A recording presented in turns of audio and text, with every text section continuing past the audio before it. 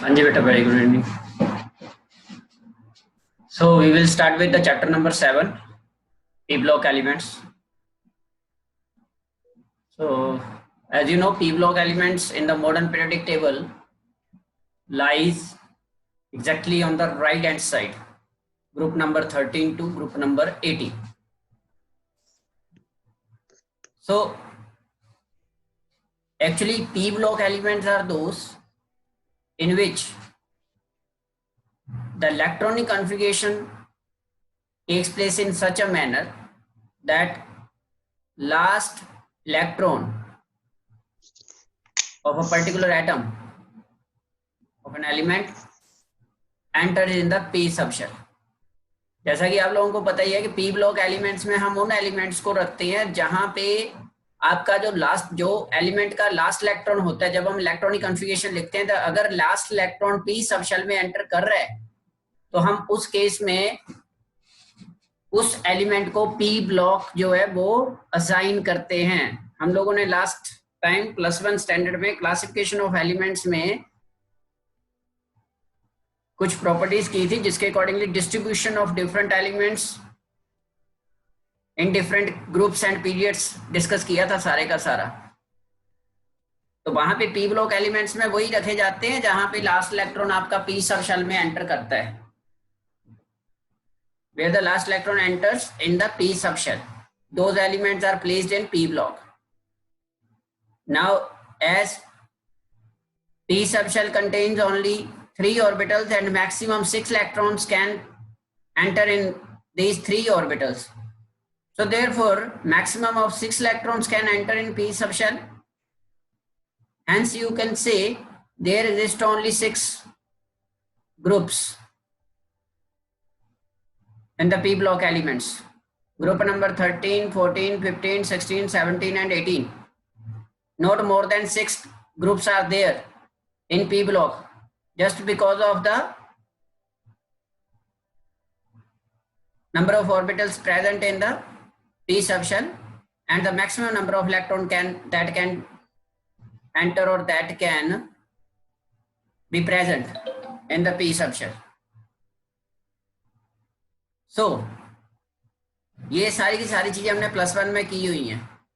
Classification of elements में हम लोगों ने ये सारा कुछ जो है distribution of element in different groups, periods and blocks, इन सभी के बारे में डिस्कस किया हुआ है. नाउ +1 स्टैंडर्ड में ही जो आपने सम पी ब्लॉक एलिमेंट्स किए थे वहां पे आप लोग 2 ग्रुप्स करके आए हो, group number 13 and group number 14. ये हम लोगों ने +1 स्टैंडर्ड में कवर किया हुआ है. Boron family and carbon family से रिलेटेड जो भी कंसेप्ट्स थे. तो जिस तरह से आप लोगों को अगर याद हो तो +1 में भी मैंने आपसे बोला था कि जो पी ब्लॉक एलिमेंट्स हैं वहां पे 2 ग्रुप हम लोग वहां पे कर लेते हैं. बाकी के जो नेक्स्ट वाले हैं ग्रुप 15, 16, 17, 18 वो हमारे +2 में रहते हैं. तो ओवरऑल आप ये कह सकते हो कि हमने +2 में अब ग्रुप नंबर 15 से लेकर ग्रुप नंबर 18 तक एलिमेंट्स को स्टडी करना है, डिफरेंट प्रॉपर्टीज को स्टडी करना है और उनके कुछ कंपाउंड्स को स्टडी करना है. कंपाउंड्स की प्रॉपर्टीज और कंपाउंड फॉर्मेशन एक्सेट्रा, ये चीजें हम लोगों ने डिस्कस करनी है. नाउ इस केस में +2 स्टैंडर्ड में हम लोग स्टार्ट करेंगे ग्रुप नंबर 15 एलिमेंट से. ग्रुप नंबर 15 एलिमेंट्स ये लास्ट 2 इयर्स से सिलेबस में नहीं था. दिस ईयर ये ग्रुप 15 दोबारा से ऐड अप हो चुका है. और आपको मैं बेटा इसके बारे में एक खासियत बता दूं ग्रुप 15 के बारे में कि पेपर में एग्जामिनेशन में सबसे ज्यादा क्वेश्चन जो होते हैं वो ग्रुप 15 एलिमेंट में से ही आते हैं और सबसे ज्यादा क्वेश्चंस बनते भी इसी से हैं, ग्रुप 15 एलिमेंट से ही बनते हैं मैक्सिमम नंबर ऑफ क्वेश्चंस. तो इसको अच्छी तरह से आप लोगों ने स्टडी कर लेना है. कंपाउंड्स वगैरह को साइड बाय साइड बहुत अच्छी तरह से करना है थॉरोली. नाउ ग्रुप 15 एलिमेंट्स होते क्या हैं? These group 15 elements are known as nitrogen family. इनको नाइट्रोजन फैमिली बोला जाता है, जो ग्रुप 15 एलिमेंट्स होते हैं। इनमें आपके पास मेन एलिमेंट्स होते हैं nitrogen, phosphorus, arsenic, antimony and bismuth. और इसको मेमोराइज करने के लिए आपको एक सिंपल लॉजिकल स्टेटमेंट दी थी मैंने, न्यूज़पेपर आज सब बिकेगा। News N nitrogen, paper P phosphorus, आज एस आर्सेनिक, सब एस बी एंटीमनी, बिकेगा BI बिस्मथ। न्यूज़पेपर आज सब बिकेगा। इस स्टेटमेंट से आप लोग पूरे के पूरे ग्रुप 15 एलिमेंट्स को लर्न कर सकते हो। और जो एलिमेंट्स की जो इलेक्ट्रॉनिक कॉन्फ़िगरेशन है, that can be check with respect to the atomic number of that particular element. और एटॉमिक नंबर के लिए आपको नाइट्रोजन का एटॉमिक नंबर पता होगा। सेकंड पीरियड एलिमेंट्स के एटॉमिक नंबर्स आप लोगों को पता है। उसके बाद हमने मैजिक नंबर्स उनके ऊपर अप्लाई कर देने हैं। तो उस नंबर में मैजिक नंबर अप्लाई करके वहां से हमारे पास नेक्स्ट एटम का एटॉमिक नंबर जो है वो आ जाता है। इजीली हम लोग उसको कर सकते हैं स्टडी। जैसे फॉर एग्जांपल अगर हम बात करें इसकी ग्रुप 15 एलिमेंट्स की, तो ग्रुप 15 एलिमेंट्स में आपके पास सबसे पहले नाइट्रोजन रहता है। तो नाइट्रोजन के लिए जो एटॉमिक नंबर है वो 7 है। तो 7 में अब क्योंकि मैजिक नंबर्स क्या होते हैं 2, 8, 8 ऐसे थे ना, तो इसी तरह से 2, 8, 8 2 क्योंकि फर्स्ट पीरियड के लिए होता है। फर्स्ट पीरियड एलिमेंट में 2 ऐड करते हैं एटॉमिक नंबर पता करने के लिए। तो फर्स्ट पीरियड तो खत्म ही है, क्योंकि जो पी ब्लॉक एलिमेंट्स हैं वो सेकंड पीरियड से स्टार्ट होते हैं, सेकंड पीरियड से। तो हम क्या करेंगे, जो सेकंड पीरियड का एलिमेंट होगा जिस ग्रुप की हम बात करेंगे, जैसे यहाँ पे नाइट्रोजन की बात हो रही है, तो नाइट्रोजन के एटॉमिक नंबर में 8 ऐड कर देंगे। तो 7 + 8 कितने होते हैं 15। और 15 के बाद अब क्या ऐड करेंगे 18, क्योंकि थर्ड पीरियड की बात हो रही है। थर्ड पीरियड में 18 ऐड कर देंगे। तो 15 + 18 कितने हो गए 33। उसके बाद फिर से 18, 33 + 18 के कितने हो गए 51, जो आपका एंटीमनी होता है। और लास्ट में 32 ऐड कर देंगे, तो आपके पास एटॉमिक नंबर आ जाएगा 83। इस तरह से हम लोग किसी भी पर्टिकुलर एलिमेंट की जो इलेक्ट्रॉनिक कॉन्फ़िगरेशन है वो लिख सकते हैं bye knowing the atomic number of that particular element present in that particular group. ठीक है जी। पी ब्लॉक के लिए याद रखना है, हम लोग ऐड करते हैं 2, 8, 18, 18, 32 पी ब्लॉक एलिमेंट्स के लिए। जो पी ब्लॉक एलिमेंट्स है वहां पे ऐड करेंगे 2, 8, 18, 18, 32। 8 एक बार ही ऐड करना है, 2 बार एडिशन नहीं होगी 8 की। तो ये आपके पास इस वे से हम लोग एटॉमिक नंबर पता कर सकते हैं। नाउ आपको पता है general electronic configuration of P block elements क्या थी? General electronic configuration of P block elements क्या थी बेटा? वो NS2 NP126, NS2 NP126। तो यहाँ पे हम लोग क्योंकि पहले 2 ग्रुप तो ऑलरेडी कर चुके हैं, मतलब NS2 NP1 और NS2 NP2, वो दोनों ग्रुप ऑलरेडी +1 में किए जा चुके हैं। अब हम कौन सा ग्रुप कर रहे हैं? ग्रुप नंबर 15 बेटा। तो ग्रुप नंबर 15 में आपके पास जो जनरल इलेक्ट्रॉनिक कॉन्फ़िगरेशन आएगी ग्रुप की, वो आएगी NS2 NP3। बैलेंस शेल में 5 इलेक्ट्रॉन होते हैं, इसी वजह से ये 15 ग्रुप बनता है। शायद आपको याद हो +1 में भी हम लोगों ने डिस्कस किया था कि जो ग्रुप नंबर होता है पी ब्लॉक के लिए, पी ब्लॉक के लिए जब ग्रुप नंबर होता है that is equal to 10 plus number of valence electron present in that particular species. 10 plus valence electron. जैसे नाइट्रोजन की बात हो रही है, तो नाइट्रोजन का मान लो आपने ग्रुप नंबर पता करना है, तो 10 plus balance electrons of nitrogen वो आपके पास आ जाएगा। तो नाइट्रोजन के बैलेंस शेल में टोटल कितने इलेक्ट्रॉन्स होते हैं? 3 + 2 NS2 NP3 होता है, 2s2 2p3 5। तो 10 + 5 कितने हो गए 15। तो इसलिए 15th ग्रुप के एलिमेंट है ये नाइट्रोजन फैमिली जो है। तो इस तरह से हम ग्रुप नंबर पता कर लेते हैं पी ब्लॉक के लिए। 10 + number of valence electron, total number of valence electrons present in that particular species. So तो ये आपके पास आ गया ग्रुप इलेक्ट्रॉनिक कॉन्फ़िगरेशन क्या आ गई इसकी NS2Np3। अब ध्यान से देखिए इलेक्ट्रॉनिक कॉन्फ़िगरेशन लिखिए अपनी नोटबुक के ऊपर NS2Np3। जब आप P3 को देख रहे हो तो तीनों के तीनों ऑर्बिटल जो है वो सिंगली ऑक्युपाइड रहते हैं विद पैरेलल स्पिन के साथ। All the 3 orbitals of P subshell have 3 electrons filled with parallel spin।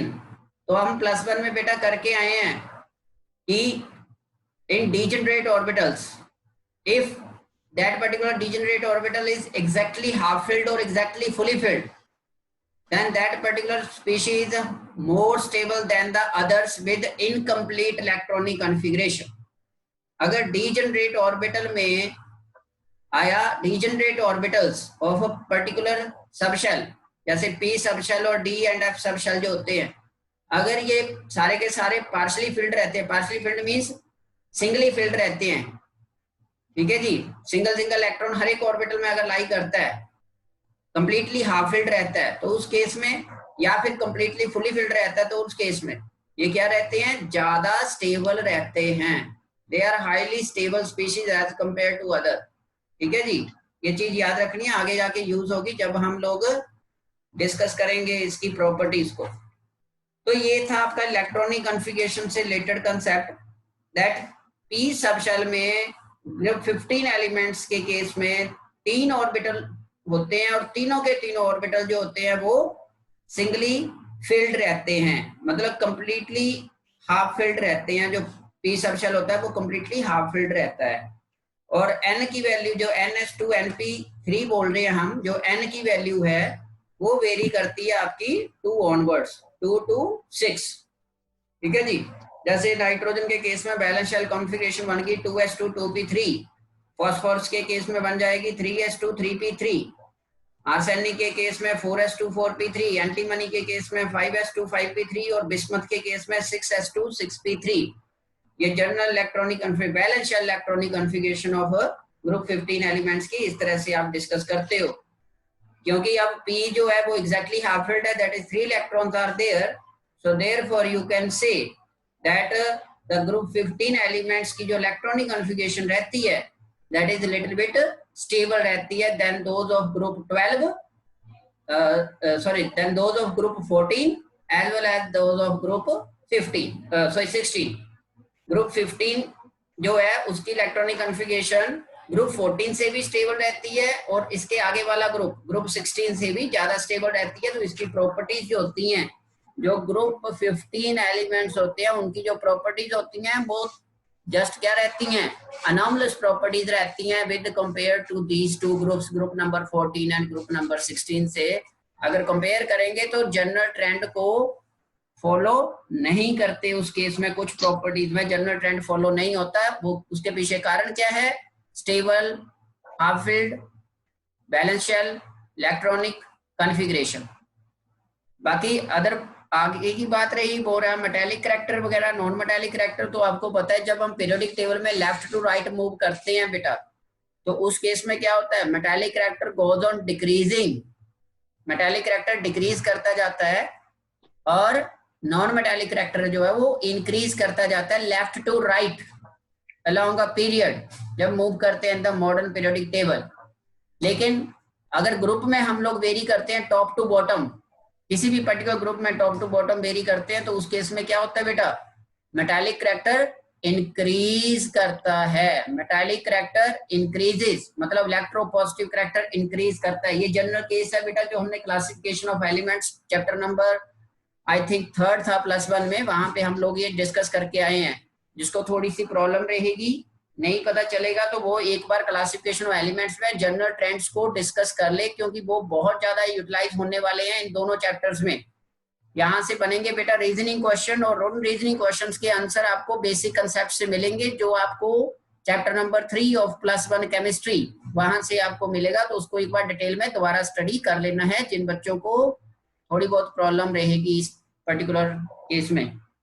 Now next आता है अक्रेंस। अक्रेंस इससे पहले ग्रुप की अगर बात करें, ग्रुप में मेटालिक कैरेक्टर की बात करें, तो पहले एलिमेंट्स जो होते हैं नाइट्रोजन एंड फास्फोरस जो है, नाइट्रोजन एंड फास्फोरस, ये दोनों स्पीशीज नॉन मेटल्स की तरह बिहेव करते हैं। लेकिन जो आर्सेनिक एंड एंटीमनी है, आर्सेनिक एंड एंटीमनी, ये दोनों के दोनों मेटलॉइड्स होते हैं। और लास्ट में बिस्मथ जो है वो एक टिपिकल मेटल है, मतलब मेटालिक कैरेक्टरिस्टिक प्रॉपर्टी शो करता है बिस्मथ। ये बहुत ज्यादा यूटिलाइज होने वाला कंसेप्ट है, ये वाला जो मैं ये हाईलाइट कर रहा हूँ। Nitrogen and phosphorus are non metals, they show the properties of non metals. Arsenic and antimony are metalloids, that is they show the properties of both metals and non metals. But bismuth जो है it show the property of metal, typical metals की तरह exist करती हैं ये बेटा। so this is how the metallic and non metallic character varies. next is आता है बेटा occurrence, मतलब exist कहाँ पे करते हैं ये जो species होते हैं group 15 elements के।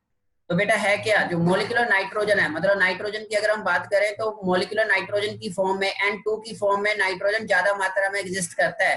That is 78% by volume of the atmosphere जो है वो आपका मोलिकुलर नाइट्रोजन ऑक्यूपाई करती है।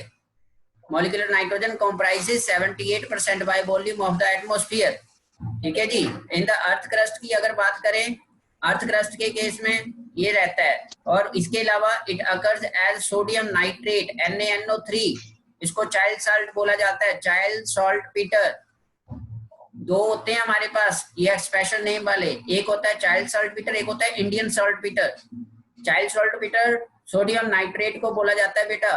कारण क्या है उसके पीछे, बिकॉज जो हमारा चाइल्ड कंट्री है वहां पे जो चाइल्ड कोस्टल यार्ड है, समुद्री किनारा, वहां पे ये ज्यादा मात्रा से ऑब्टेन होता है, ज्यादा मात्रा में ऑब्टेन होता है सोडियम नाइट्रेट, इसलिए इसको बोला जाता है चाइल्ड सॉल्ट पीटर।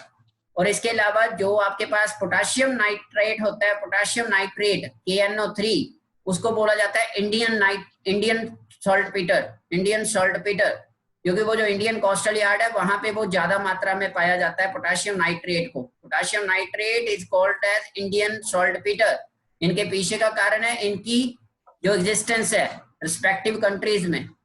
चाइल्ड में आपके पास सोडियम नाइट्रेट कोस्टल यार्ड में ज्यादा मात्रा में पाया जाता है, इसलिए उसको चाइल्ड सॉल्ट पीटर बोल दिया जाता है। पोटाशियम नाइट्रेट जो इंडियन कोस्टल यार्ड है वहां पे बहुत ज्यादा मात्रा में पाया जाता है, वहां से बहुत ज्यादा मात्रा में कलेक्ट किया जाता है, इसलिए इसको बोला जाता है इंडियन सॉल्ट पीटर। ठीक है जी। इसके अलावा जो नाइट्रोजन है, ये तो हो गया अर्थ के अंदर और एटमॉस्फेयर की एग्जिस्टेंस के बारे में। इसके अलावा जो नाइट्रोजन है वो प्रोटीन्स, जो प्रोटीन होते हैं हमारे बायोकेमिकल्स जो होते हैं, जिनको बायोमोलिक्यूल्स बोला जाता है, प्रोटीन्स का एक मेन कॉन्स्टिट्यूएंट होता है नाइट्रोजन, प्रोटीन्स का। ठीक है जी, मेन कंपोनेंट है नाइट्रोजन आपका, plants as well as in animals के केस में। ये तो बात हो गई आपके इसकी नाइट्रोजन की। अब बात करते हैं फास्फोरस की। तो फास्फोरस के केस में क्या होता है, फास्फोरस जो है वो बेसिकली मिनरल्स की फॉर्म में एग्जिस्ट करता है, मिनरल्स ऑफ एपेटाइट फैमिली बोलते हैं, एपेटाइट फैमिली जो फॉस्फोरस फैमिली होती है, फॉस्फेट्स जिसको हम बोलते हैं। तो वहां पे ये बनता है, जैसे ये है आपके पास एक Ca9PO4 6, इसके अलावा CaX2, इनको फ्लोरापेटाइट, जो जब फ्लोरीन यहाँ पे लगा होता है तो फ्लोरापेटाइट बोल देते हैं, अगर क्लोरीन लगा है तो क्लोरापेटाइट बोल देते हैं, फ्लोरोपेटाइट एंड क्लोरोपेटाइट। ठीक है जी। इसके अलावा हाइड्रोक्साइड जो उस फॉर्म में भी ये प्रेजेंट होते हैं, कैल्शियम हाइड्रोक्साइड्स वगैरह की फॉर्म में ये रहते हैं। इनमें सबसे मोस्ट इंपोर्टेंट जो रहते हैं आपके पास वो यही हैं दो एपेटाइट फैमिली के, एक फ्लोरापेटाइट और ये एक फॉस्फेट जो ग्रुप के साथ जो एग्जिस्ट करता है। ये मेन कंपोनेंट्स हैं ऑफ फॉस्फेट रॉक्स के। फॉस्फेट रॉक्स जो होती हैं वहां पे ये सबसे ज्यादा मात्रा में पाए जाते हैं बेटा, फॉस्फेट रॉक्स। ठीक है जी। इसके अलावा अगर और बात करते हैं तो फॉस्फोरस जो है वो एसेंशियल कॉन्स्टिट्यूएंट है एनिमल एंड प्लांट मैटर में। इसके बारे में आप जानते हो या नहीं? हमारी बॉडी में जो बोन्स होती हैं, बोन्स, उनमें जो मेन कंपोनेंट होते हैं वो कैल्शियम एंड फास्फोरस होते हैं, कैल्शियम एंड फास्फोरस। ठीक है जी। तो फॉस्फोप्रोटीन्स की फॉर्म में are present in milk and eggs. वहां पे आर्सेनिक, एंटीमनी और बिस्मथ जो हैं ये सल्फाइड मिनरल्स की फॉर्म में एग्जिस्ट करते हैं in the earth crust, mainly as sulphide minerals in the earth crust. जो लास्ट वाले दो एलिमेंट्स हैं, तीन एलिमेंट्स हैं, आर्सेनिक, एंटीमनी और बिस्मथ, इसके अलावा अगर और बात करें, मान लीजिए फॉस्फोरस वगैरह की और ज्यादा डिटेल में चले तो आप ये भी बोल सकते हो कि जो न्यूक्लिक एसिड्स होते हैं आपके डीएनए आरएनए, ठीक है जी, उनमें भी ये फॉस्फोरस जो है वो एग्जिस्ट करता है, जहां पे हेरिडिटरी कंट्रोल होता है, ठीक है। और एक एटीपी होती है हमारी बॉडी में, बायो वाले बच्चों को पता होगा एटीपी एडेनोसिन ट्राइफॉस्फेट, और एडीपी एडेनोसिन डाइफॉस्फेट, ये मोस्ट वाइटल और इंपॉर्टेंट प्रोडक्शन ऑफ एनर्जी होती है, एनर्जी सोर्स कहते हैं इसको हम in the cells, energy currency of the body भी बोला जाता है इसको, energy currency of the body. तो उसमें भी फास्फोरस जो रहता है वो एक मेन कंटेंट रहता है, ठीक है जी, ये रहता है। So this is all about the occurrence of group 15 elements, nitrogen, phosphorus, arsenic, antimony and bismuth. Arsenic, antimony और बिस्मथ जो हैं ये ज्यादा एबंडेंट नहीं रहते, इनकी एबंडेंस अर्थ क्रस्ट में बहुत ज्यादा नहीं है, याद रखना है इसको, बहुत ज्यादा नहीं है ये, लेकिन अगर जितने भी एग्जिस्ट करते हैं तो सारे के सारे सल्फाइड्स की फॉर्म में एग्जिस्ट करते हैं, और इसके अलावा कुछ और हो सकते हैं जहां पे ये ट्रेसेस अमाउंट्स में एग्जिस्ट करते हैं, ठीक है जी। ये आप लोगों ने थोड़ा सा पढ़ लेना है अकरेंस वगैरह के बारे में। नाउ इलेक्ट्रॉनिक कॉन्फ़िगरेशन के बारे में हम ऑलरेडी आपको बता चुके हैं, इलेक्ट्रॉनिक कॉन्फ़िगरेशन के बारे में ऑलरेडी मैंने अभी आपको बताया ही है कि क्या होती है, ये किस तरह से चलती है। सिमिलरली अब जो आपके पास आता है नेक्स्ट, वो आता है नेक्स्ट फिजिकल प्रॉपर्टीज वगैरह, atomic and physical properties of group 15 elements, atomic and physical properties of group 15 elements. तो ये जो आप टेबल देख रहे हो, ये वाला टेबल जो आप देख रहे हो, ये वाला टेबल, दिस वन, ये टेबल सारी की सारी प्रॉपर्टीज को एक्सप्लेन करता है। By reference of this table you can explain each and every property of group 15 elements with respect to this table. यहाँ पे आप देख सकते हो एटॉमिक नंबर से आगे atomic mass, electronic configuration, ionization enthalpy, electronegativity, covalent radius, ionic radius, melting point, boiling point, density, ये सारी प्रॉपर्टीज को ये टेबल ही एक्सप्लेन कर सकता है। लेकिन कैसे, वो अभी देखेंगे। सबसे पहले देखिए एटॉमिक मास, सबसे पहले एटॉमिक मास को कंसीडर करेंगे, इसको, ये एटॉमिक मास। तो क्या वेरिएशन नोट कर रहे हो बेटा आप एटॉमिक मास में? एटॉमिक मास में क्या वेरिएशन आ रही है? जैसे एटॉमिक मास ऑफ नाइट्रोजन कितना है? 14.01, फॉस्फोरस का 30.97, आर्सेनिक 74, एंटीमनी 121, बिस्मथ 208। क्या रिप्रेजेंटेशन हो रही है यहाँ पे? It shows that down the group the atomic mass goes on increasing, मतलब जो न्यूक्लियाई है वो हैवियर एंड हैवियर हो रहा है टॉप टू बॉटम, ठीक है जी। इस तरह से electronic configuration we have already studied. Ionization therapy one of the most important concept, और यहां से आपको 2 या 3 मार्क्स का क्वेश्चन आता है यहां से। ये वाला जो पोर्शन है, दिस वन, ये आयोनाइजेशन थेरेपी वाले तीनों पॉइंट्स ये मोस्ट इंपोर्टेंट है। क्या होता है आयनाइजेशन थेरेपी? क्या होती है? The amount of energy required to lose और to remove the last loosely bounded electron from the outermost shell of an isolated gaseous atom, that is known as ionization therapy। तो जैसे कि मैंने बोला था आप लोगों से कि स्टेबल इलेक्ट्रॉनिक कॉन्फ़िगरेशन जो होती है, stable electronic configuration group 15 elements की, वो बहुत ज्यादा अल्टर करती है प्रॉपर्टीज को, और उनमें सबसे जो पहली प्रॉपर्टी अल्टर करती है रेगुलर ट्रेंड से, जो अल्टर करती है वो है आयनाइजेशन थेरेपी, ठीक है जी। आयनाइजेशन थेरेपी जो है जनरली जो ग्रुप 15 एलिमेंट्स की है वो जनरली हायर है then those of group 14 element as well as with respect to those of group 16 elements. Group 14 से भी और ग्रुप 16 से भी क्या रहती है? ये हाई रहती है। और उसके पीछे का मेन कॉज क्या है? Stable electronic configuration, completely half filled valence shell configuration 6p3, जो दैट इज p3 कॉन्फ़िगरेशन जो है वो हाईली अनस्टेबल, हाईली स्टेबल रहती है, जिसकी वजह से इसकी आयनाइजेशन थेरेपी कंपैरेटिवली हायर रहती है then those of group 14 elements as well as those of group 16 elements. इसके अलावा जो अनदर क्वेश्चन बनता है that first ionization therapy of group 15 element is always higher then those of group 14 as well as group 16 elements. तो इसका भी same reason बनता है, that is stable electronic configuration. But second electronic, जब अगर हम बात करते हैं सेकंड आयोनाइजेशन एंथैल्पी की, सेकंड आयोनाइजेशन एंथैल्पी आप देख सकते हो यहाँ पे। तो सेकंड आयोनाइजेशन एंथैल्पी के केस में वेरिएशंस आती है with respect to other group elements के साथ। उसके बाद उसके पीछे का कॉज क्या है कि जब एक इलेक्ट्रॉन लूज कर दिया जाता है वैलेंस शेल में से, तो पीछे बच जाते हैं p2 इलेक्ट्रॉन्स, मतलब p2 कॉन्फ़िगरेशन बन जाती है विच बिकम्स अनस्टेबल। ठीक है जी। तो इस वजह से जो ग्रुप 16 एलिमेंट्स हैं, 16 एलिमेंट्स में क्या होती है p6 that is p4 electronic configuration रहती है, p4। तो जब ग्रुप 16 एलिमेंट्स के वैलेंस शेल में से एक इलेक्ट्रॉन रिमूव आउट किया जाता है, तो आफ्टर रिमूविंग वन इलेक्ट्रॉन वो stable electronic configuration p3 attain कर लेते हैं। लेकिन जब ग्रुप 15 की बात आती है, तो group 15 after losing one electron they attain p2 electronic configuration which is unstable. So therefore the second ionization enthalpy of group 15 elements becomes less as compared to the second ionization enthalpy of group 16 elements. But in the अगर group की बात करते हैं, अगर simple अगर group की ही बात करते हैं, तो ग्रुप में क्या रहता है कि फर्स्ट केस में आप देख सकते हो टॉप टू बॉटम जो है आयोनाइजेशन एंथैल्पी क्या करती जाती है, डिक्रीज करती जाती है। और इसके पीछे का बेसिक कॉज क्या है, बेसिक कॉज क्या है इसके पीछे, दैट इज ओनली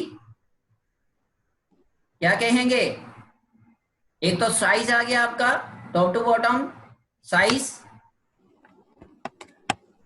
इंक्रीज करता जाता है, जिसकी वजह से इलेक्ट्रॉन जो इंटरन्यूक्लियर फोर्सेस ऑफ अट्रैक्शन होते हैं वो वीक होते जाते हैं और आयोनाइजेशन एंथैल्पी डिक्रीज करती जाती है। ठीक है जी, ये याद रखना है। Second ionization enthalpy becomes higher, that is effective nuclear charge acting on the valence electron increases after losing one electron. Similarly third ionization enthalpy becomes extremely high. तो इन सभी के पीछे क्या रहता है, nuclear charge, effective nuclear charge that acting on the valence shell electrons, ये रहता है। इस तरह से हम लोग इसको डिस्कस करते हैं। सो नेक्स्ट आपके पास आ जाता है कि दैट इज इलेक्ट्रॉनिक कॉन्फ़िगरेशन। हम लोग इसी के ऊपर फोकस कर रहे हैं, इसी को डिस्कस कर रहे हैं आप इलेक्ट्रॉनिक कॉन्फ़िगरेशन के केस में ही। फर्स्ट आ गया आयोनाइजेशन एंथैल्पी, ये डिटेल में डिस्कस की गई है, सारे के सारे डिटेल डिस्कशन है ये।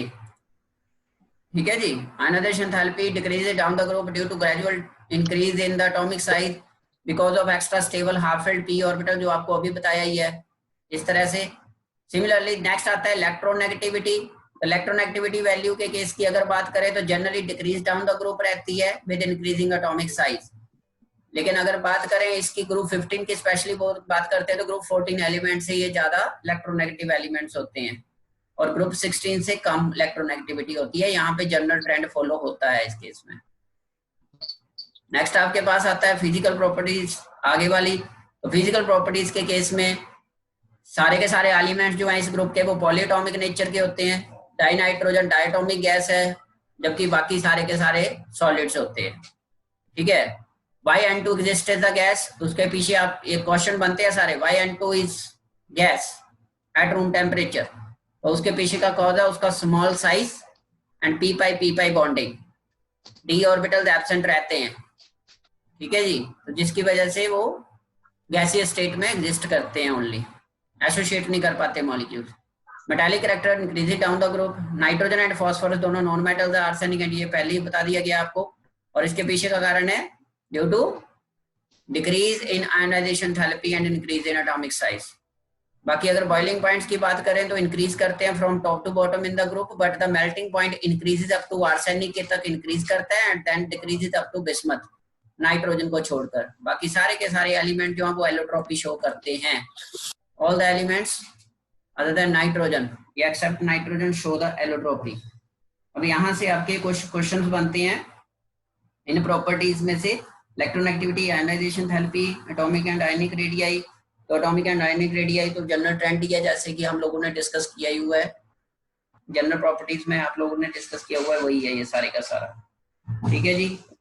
तो इनको एक बार आप लोगों ने जनरल ट्रेंड को अच्छी तरह से अंडरस्टैंड कर लेना है और पढ़ लेना है इसको। यहाँ पे एक मोस्ट डोमिनेंट प्रॉपर्टी एग्जिस्ट करती है, that is inert pair effect. +1 में हम लोगों ने उसके बारे में काफी डिटेल में डिस्कस किया हुआ है। इनर्ट पेयर इफेक्ट क्या था? The reluctance of the valence s electrons to participate in bond formation due to poor shielding effect of inner d and f electrons। जो d and f electrons होते हैं वो proper shielding नहीं कर पाते, जिसकी वजह से जो इफेक्टिव न्यूक्लियर चार्ज होता है वो s इलेक्ट्रॉन्स के ऊपर हाईली एक्ट करता है, और उस वजह से जो s इलेक्ट्रॉन्स होते हैं वो बॉन्ड फॉर्मेशन में पार्टिसिपेट नहीं कर पाते, और आपकी जो ऑक्सीडेशन स्टेट है वो लेसर एंड लेसर होती जाती है जैसे हम टॉप टू बॉटम चलते हैं। यही कारण है कि जो higher elements in the group होते हैं, हायर मींस नीचे वाले एलिमेंट जो हैं, एंटीमनी, बिस्मथ स्पेशली, ये अपनी ग्रुप ऑक्सीडेशन स्टेट को शो नहीं करेंगे, वो शो नहीं करते उस केस में। 2 unit less oxidation state show करते हैं। अगर मान लीजिए ग्रुप ऑक्सीडेशन स्टेट पॉजिटिव 5 है या 5 है, तो जो बिस्मथ वगैरह वाले एलिमेंट हैं वो सिर्फ 3 ही शो करेंगे, पॉजिटिव 3 ओनली। और उसके पीछे कॉज क्या रहता है? क्या कॉज रहता है? Strong inert pair effect. ठीक है, तो यहां तक आप लोगों ने ये अच्छी तरह से रीड आउट कर लेना है जो जनरल फिजिकल प्रॉपर्टीज हैं। कल हम करेंगे केमिकल प्रॉपर्टीज से स्टार्ट करेंगे, oxidation states and trends in chemical reactivity. ठीक है बेटा, तो इसको आप लोगों ने अच्छी तरह से स्टडी कर लेना है।